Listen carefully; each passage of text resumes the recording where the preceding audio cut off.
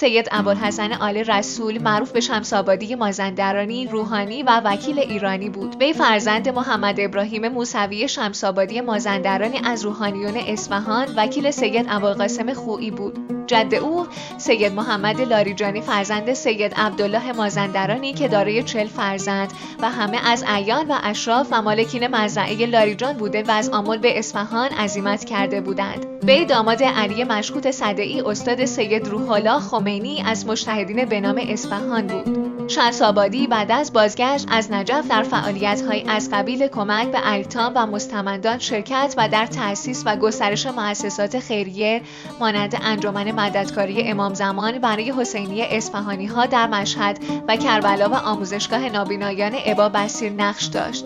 در درگیری گروه‌های مذهبی در اصفهان که ریشه بسیار طولانی داشت، بسیاری طرفدار وی بودند.